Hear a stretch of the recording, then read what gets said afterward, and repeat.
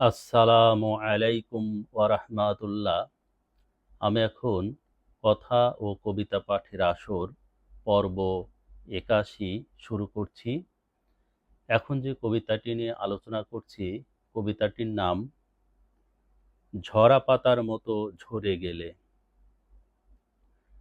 কবিতাটির নাম ঝরা পাতার মতো ঝরে গেলে।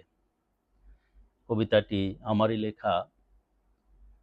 কবিতাটি এমন: ঝরা পাতার মতো ঝরে গেলে থামেনি পথ চলা।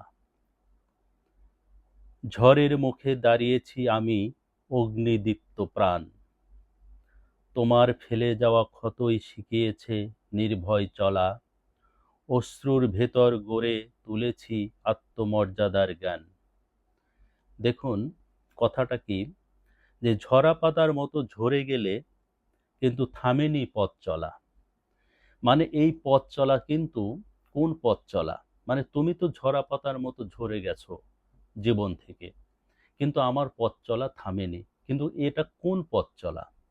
ওইটা না যে তুমি চলে গেছো দেখে আমি আরেকজনের জন্যে আমি পথ চলছি, সেটা না। এই পথ চলা হলো তোমাকে যে আমি ভালোবাসি, এই ভালোবাসার পথ চলা, অর্থাৎ অটল থাকা।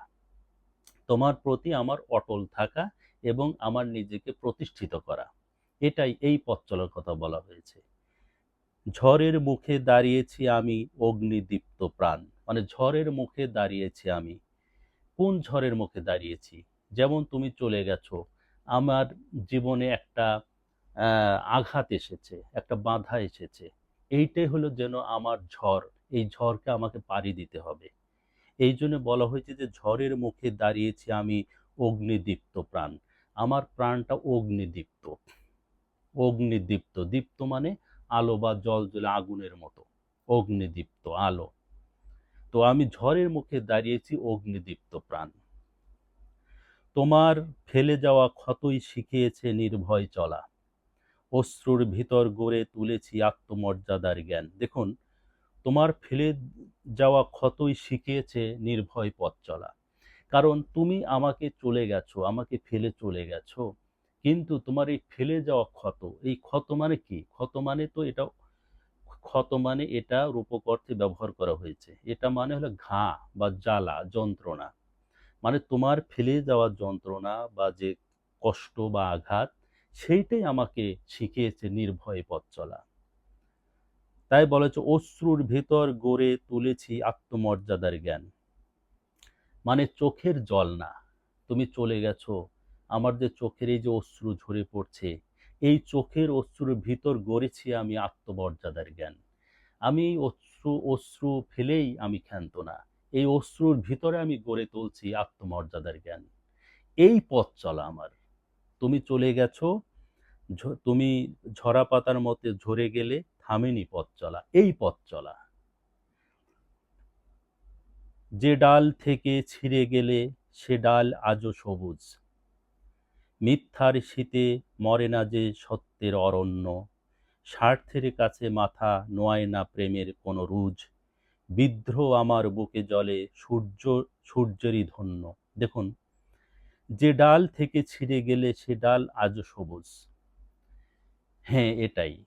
এটা স্বার্থপরতা নাই। হয়তো বলা হচ্ছে যে তুমি যে ডাল থেকে ছিঁড়ে গেছো সে ডাল এখনো সবুজ। তার মানে তুমি চলে গেছো দেখে যে আমি বিষণ্ণতায় দিন কাটাবো, নিজেকে একবারে স্তিমিত করে দেব, সেটা না। তাই বলছি তুমি যে যে ডাল ছেড়ে চলে গেছো সেই ডাল এখনো সবুজ। অতএব এটা বিষণ্ণতায় যে আমি একবারে ভর করে নিজেকে শেষ করে দেব, তা না। সে ডাল এখনো সবুজ আছে, সেটাই বলা হয়েছে। নিথর মিথ্যার শীতে মরে না যে সত্যের অরণ্য। কারণ মিথ্যার শীতে কখনোই অরণ্য, গাছপালা, তরুলতা, মিথ্যার শীতে কখনো এটা মরে না, এটাই বোঝানো হয়েছে। কারণ সে ডাল এখনো আজও সবুজ।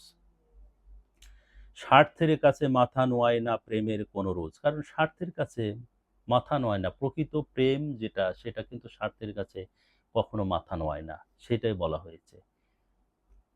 বিদ্রোহ আমার বুকে জ্বলে সূর্যেরই ধন্য।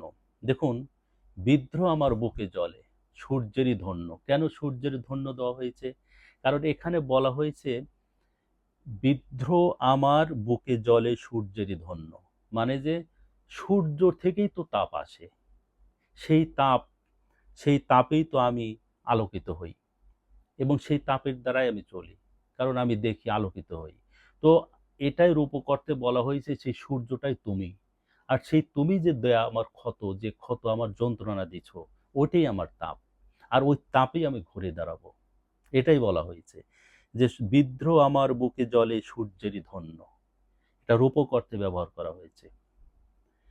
ফিরে এলে করুণা নয়, চাইবে না আর স্থান, অবহেলার ভাঙা সেতু পেরোয় না সম্মান। দেখছেন, ফিরে এলে করুণা নয়, চাইবে না আর স্থান। কারণ ফিরে এলে করুণা নয়, কারণ তুমি ফিরে এসে যদি অনেকেই ফিরে আসে, ফিরে এসে অনুরোধ করে, ভুল বোঝে যে আমাকে ক্ষমা করো, হ্যাঁ, এটা করুণার মধ্যে পড়ে, যে করুণা চাইও না আমার কাছে। তাই বলা হচ্ছে যে তুমি যদি আমার কাছে কখনো ফিরেও আসো, করুণা চেয়েও না। তুমি আমার কাছে স্থান চেয়েও না, করুণা নয়, স্থান চেয়েও না। কারণ তুমি তো আমার কাছ থেকে চলে গেছো। কেন স্থান চেয়েও না? এই কারণেই, অবহেলার ভাঙা সেতু পেরোয় না সম্মান। কারণ একবার যে অবহেলা করে চলে গেছো, সেই ভাঙা সেতু পেরোয় না সম্মান। সম্মান মর্যাদা আর আসবে না। এই জন্য তুমি আমার কাছে স্থান চেয়েও না, করুণা নয়, স্থান চেয়েও না। কারণ অবহেলার ভাঙা সেতু কখনো সম্মান বাড়ায় না, মর্যাদা বাড়ায় না। কারণ তুমি তো চলে গেছো। যে হৃদয়কে তুচ্ছ ভেবে ফেলেছিলে দূর, সেই হৃদয়ই বজ্র হয়ে জাগে ভোরের নূর। কারণ যে হৃদয়কে তুমি তুচ্ছ ভেবে ফেলেছিলে দূরে, দূরে চলে গেছো, দূর, মানে অবহেলা করছো যে হৃদয়কে, সেই হৃদয়ই বজ্র হয়ে জাগে ভোরের নূর। কারণ সেই হৃদয়ই, সেই ভাঙা হৃদয়ই বজ্র হয়ে ভোরের নূর, ভোরের আলো হয়ে জ্বলবে। এটাই বলা হয়েছে। ঝরা পাতার মতো ঝরে গেলে হারায়নি পরিচয়, ছায়ের নিচে আগুন জ্বলে, সেই আগুনেই আমার জয়। দেখছেন, ঝরা পাতার মতো ঝরে গেলে হারায়নি পরিচয়। কারণ তুমি ঝরা পাতার মতো ঝরে চলে গেছো, কিন্তু আমার ডালপালা কিন্তু এখনো সবুজে আছে। কিন্তু আমি কিন্তু পরিচয়, আমার পরিচয়কে আমি হারাইনি, আমি অটল আছি। ছায়ের নিচে আগুন জ্বলে, সেই আগুনেই আমার জয়। দেখছেন, ছায়ের নিচে কিন্তু আগুন জ্বলে, নিবু নিবু আগুন জ্বলে ছায়ের নিচেও। সেই আগুনই আমার, সেই আগুনেই আমার জয়। সেই আগুন থেকে আমি, সেই যে নিভু নিভু আগুন, সেখান থেকে আমি আবার উদ্দীপ্ত হব, আবার জ্বলে উঠব। তো এই কবিতার নাম হয়েছে ঝরা, ঝরা পাতার মতো ঝরে গেলে। আলোচনাটি এখানে শেষ করছি। আসসালামু আলাইকুম ওয়া রাহমাতুল্লাহ।